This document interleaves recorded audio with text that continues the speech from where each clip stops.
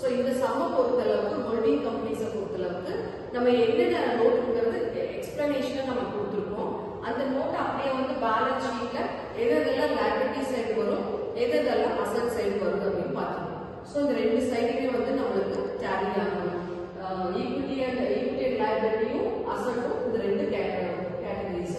Share holders fund, second one வந்து பார்த்தீங்கன்னா minority interest, third வந்து கரண்ட் லைபிலிட்டிஸ், அதுக்கப்புறம் அசட் சைட்ல நான் கரண்ட் அசட்ல tangible assets and intangible assets.